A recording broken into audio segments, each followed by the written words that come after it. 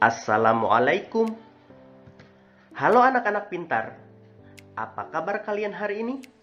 Alhamdulillah, luar biasa, selalu ceria. Pawarta kembali menjumpai kalian di video pembelajaran secara online.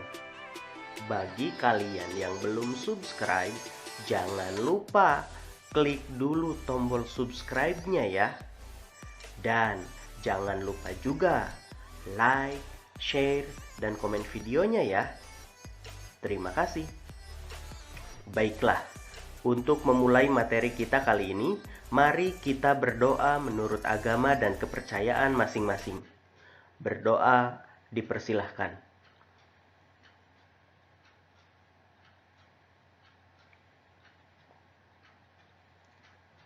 Selesai.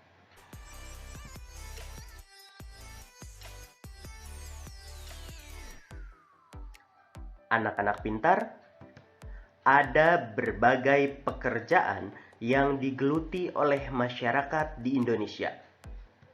Di antara pekerjaan-pekerjaan tersebut, ada yang memerlukan keahlian-keahlian tertentu, dan ada juga yang tidak memerlukan keahlian khusus. Pekerjaan yang memerlukan keahlian khusus sering disebut sebagai profesi. Ada orang yang berprofesi sebagai petani, perajin, dokter, guru, artis, pelukis, dan lain sebagainya.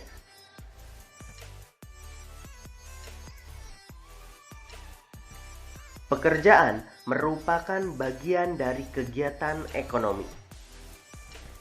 Kegiatan ekonomi adalah kegiatan yang dilakukan manusia untuk memenuhi kebutuhan hidupnya. Dalam satu kegiatan ekonomi, ada beberapa pekerjaan yang terlibat.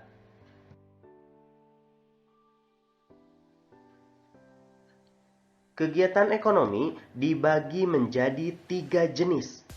Yang pertama ada produksi, yaitu kegiatan menghasilkan barang atau jasa untuk memenuhi kebutuhan hidup. Orang yang melakukan produksi disebut sebagai produsen. Kegiatan ekonomi yang kedua yaitu distribusi, yaitu kegiatan menyalurkan hasil produksi dari produsen kepada konsumen, dari yang membuat barang kepada yang menggunakan barang. Dan orang yang melakukan distribusi ini disebut sebagai distributor. Selanjutnya yaitu konsumsi. Apa itu konsumsi?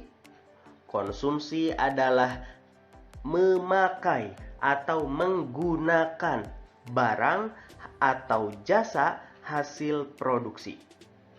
Dan orang yang melakukan konsumsi disebut sebagai konsumen. Dari ketiga kegiatan ekonomi ini, hanya ada 2 kegiatan ekonomi yang melibatkan berbagai pekerjaan di dalamnya. Yang mana saja yang termasuk melibatkan pekerjaan di dalamnya? Mari kita simak tayangan berikut ini.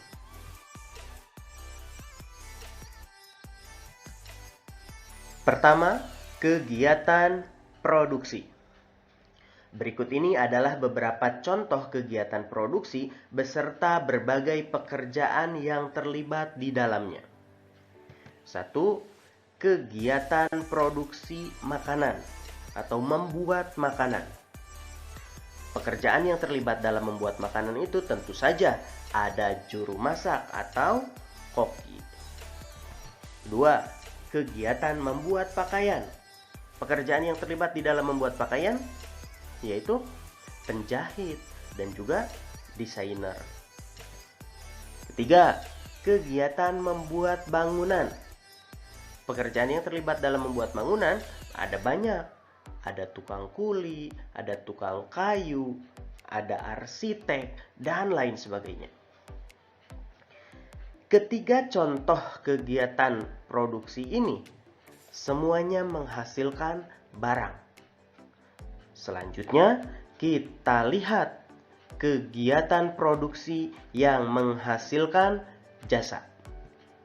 Yang pertama, dalam bidang kesehatan. Pekerjaan yang terlibat dalam bidang kesehatan diantaranya ada dokter, perawat, bidan, apoteker, dan lain sebagainya.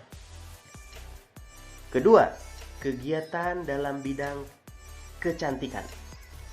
Ada tukang salon, ada tukang pangkas rambut, tukang spa, dan lain sebagainya.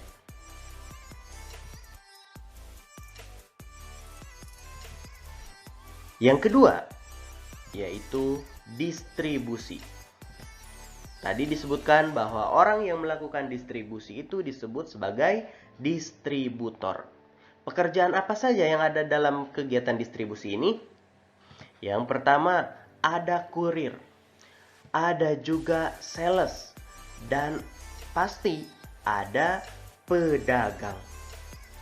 Jadi kalau kalian bertanya, pedagang masuknya ke dalam kegiatan ekonomi yang mana? Pedagang itu termasuk ke dalam kegiatan ekonomi distribusi. Itulah dua kegiatan ekonomi yang melibatkan pekerjaan di dalamnya.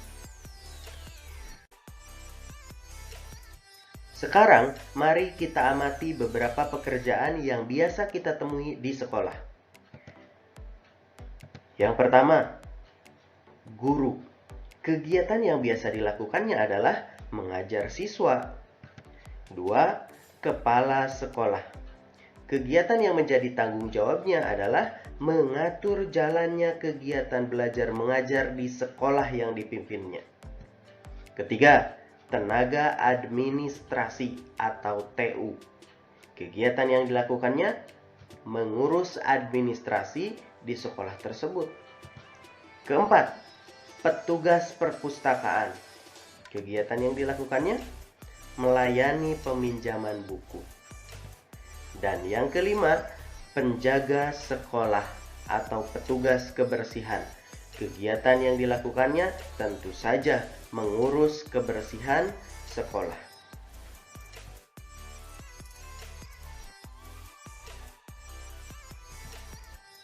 Sekarang saatnya kalian mengerjakan tugas.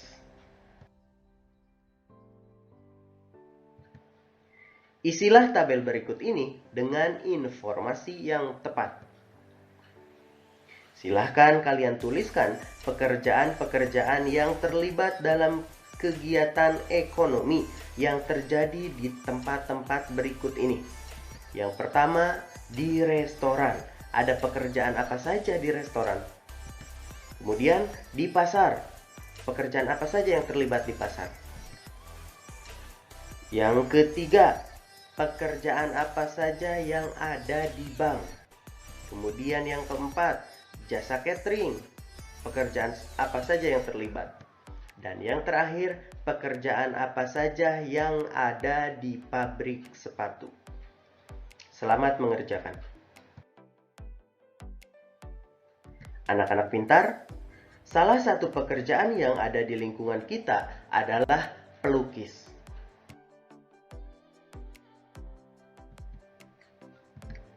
Seorang pelukis harus mahir dalam menggambar suatu objek atau benda. Dia harus memiliki keahlian dalam menggambar. Oleh karena itu, pelukis bisa dikatakan sebagai profesi. Seorang pelukis harus mampu menggambar suatu objek menyerupai benda aslinya. Dalam hal ini, jenis gambar yang dibuatnya adalah gambar bentuk. Ada beberapa jenis gambar bentuk yang biasa digambar. Secara umum, gambar bentuk tersebut terbagi menjadi 3 jenis, yaitu 1. Gambar benda kubistik, yaitu gambar benda yang bentuknya kubus, misalnya meja, lemari, televisi, kulkas, dan lain sebagainya.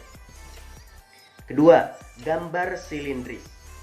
yaitu gambar benda yang berbentuk tabung atau silinder, misalnya botol, gendang, dan vas bunga. Yang ketiga, gambar bebas, yaitu gambar benda yang bentuknya tidak beraturan. Contohnya, gambar hewan, gambar tumbuhan seperti pohon, bunga, sayuran, buah-buahan, atau bisa juga gambar manusia. Gambar bentuk dibuat semirip mungkin dengan benda aslinya. Pada dasarnya, prinsip-prinsip dari gambar bentuk adalah sebagai berikut ini. Yang pertama, model. Objek yang dijadikan acuan gambar. Objek gambar bisa diamati secara langsung atau bisa juga melalui media lain berupa gambar atau video. Kedua, proporsi, yaitu keseimbangan ukuran antar bagian gambar. Misalnya, tangan digambar lebih kecil dibanding kaki. Sebuah gambar dengan proporsi yang tepat akan terlihat wajar, sedangkan gambar yang proporsinya tidak tepat akan terlihat janggal atau aneh. 3. Komposisi, yaitu peletakan susunan gambar untuk memberi kesan seimbang, menyatu, seirama, dan selaras. Yang keempat, perspektif, yaitu penggambaran besar kecil gambar benda berdasarkan letaknya. Misalkan, benda yang letaknya lebih dekat digambarkan lebih besar, sedangkan benda yang letaknya lebih jauh digambarkan lebih kecil. Yang kelima, gelap terang, yaitu penggambaran gelap di satu sisi dan terang di sisi yang lainnya. Gelap terang juga berhubungan dengan penggambaran bayangan yang terbentuk oleh benda yang digambar. Tugas selanjutnya. Buatlah sebuah gambar benda dengan jenis kubistik.